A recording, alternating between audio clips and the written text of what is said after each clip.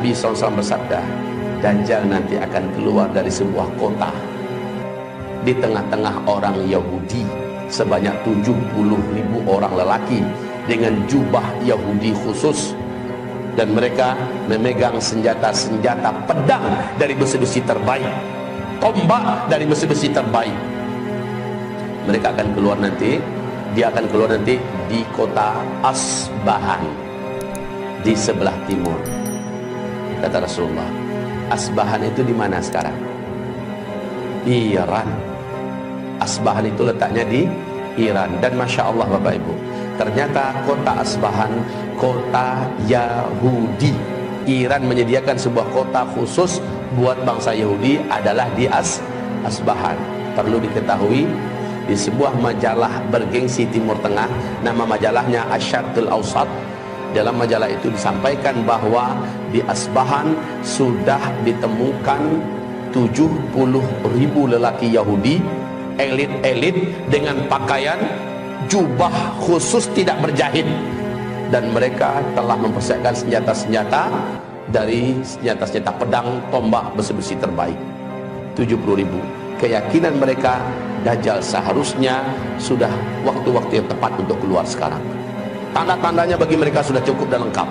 Nah, pertanyaan yang perlu kita ajukan kepada Bapak Ibu semua, melihat persiapan-persiapan orang-orang kafir di luar sana untuk menyambut kedatangan Dajjal, sementara tanda-tanda kemunculan Dajjal pun sudah diceritakan Nabi Daud sudah terjadi. Satu, mengeringnya danau Tiberias, dan memang sudah kering, susut, tinggal sedikit saja lagi, sehingga Israel sudah mengumumkan di televisi nasionalnya, tidak mungkin lagi air untuk minum dan kehidupan bangsa Yahudi masih diandalkan dari danau Tiberias. Air ke depan adalah dari laut, air laut yang disuling, dan ini baru 1 tahun yang lalu pengumumannya. Kondisi danau Tiberias sekarang sudah ada pada level paling bawah.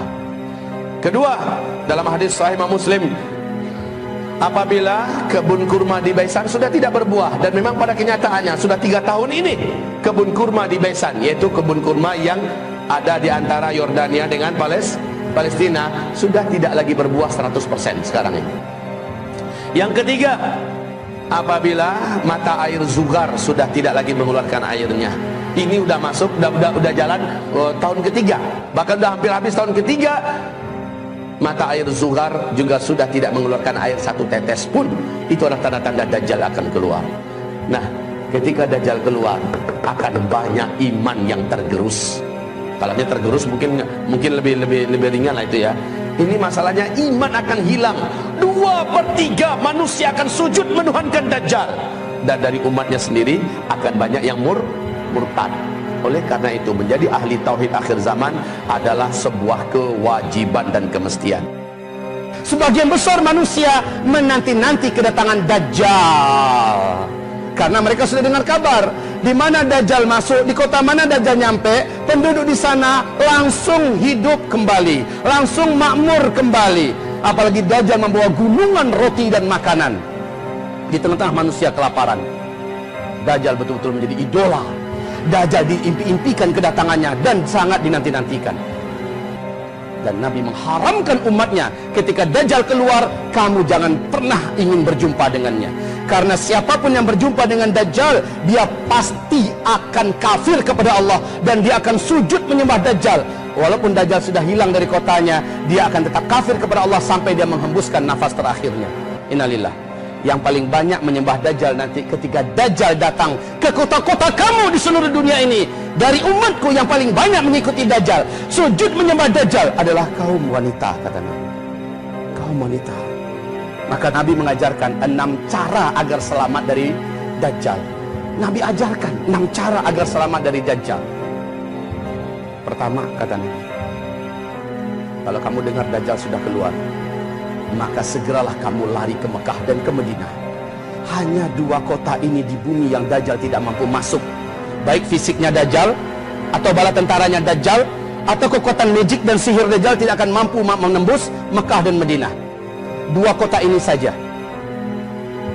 Yang kedua, Nabi mengatakan, kuatkan dan luruskan akidah kamu, tauhid kamu, dan wajib membaca doa sebelum Assalamualaikum dengan doa perlindungan dari Dajjal dalam sholat.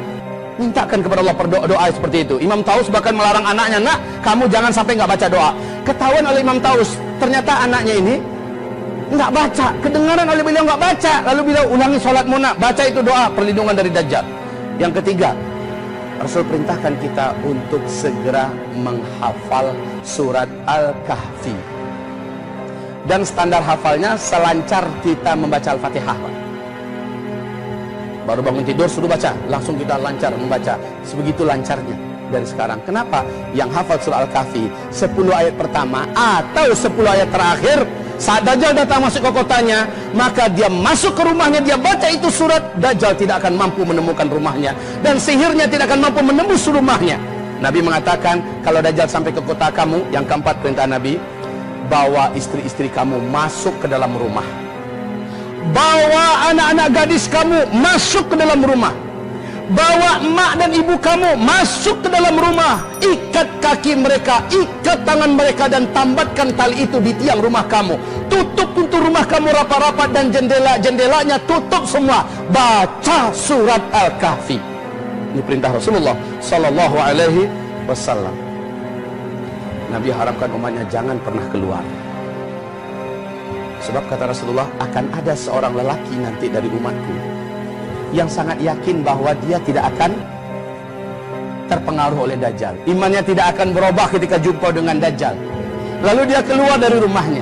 Saat dia berjumpa dengan Dajjal, saat itu langsung menguap iman dari dadanya, dan dia sujud menyembah Dajjal. Dia kafir kepada Allah. Ketika Dajjal sudah engkang dari kotanya, dari negerinya, dia tetap kafir sampai dia meninggal dunia. Makanya Nabi haramkan jangan pernah jumpa dengan Dajjal. Jangan sok percaya dirilah, imanku udah mantap, tahajudku udah tiap malam sejak remaja dulu. Lalu dengan andalan seperti itu keluar jumpa Dajjal. Wallahi tidak ada satupun manusia yang dibenarkan berjumpa dengan Dajjal oleh Nabi Sallallahu Alaihi Wasallam. Ustaz Zulkifli sekarang ini berbicara, yang kelihatannya kokoh imannya, yang kelihatannya kayaknya gitu ya, ini udah nggak tergoyahkan, ketemu Dajjal, saya pastikan Zulkifli Muhammad Ali pasti akan menjadi penyembah Dajjal. Saking dahsyatnya sihir Dajjal itu, hipnotis magic yang dimiliki oleh Dajjal. Dan Dajjal ini Pak, ketika dia muncul, seluruh dukun-dukun di muka bumi ini akan sujud menuhankan Dajjal. Seluruh ahli-ahli sihir, seluruh orang-orang hebat, orang-orang yang terkenal, tokoh-tokoh pemimpin dunia akan sujud menyembah Dajjal.